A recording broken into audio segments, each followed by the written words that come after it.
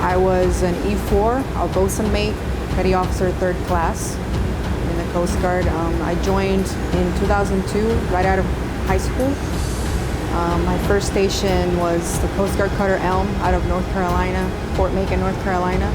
And my second station was a search and rescue boat in Chincoteague, Virginia.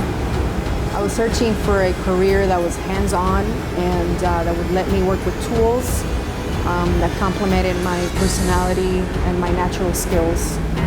So after welding 2 graduation, I hope to get a job in the welding fabrication shop. The smaller the better, I think, because I like that close-knit environment.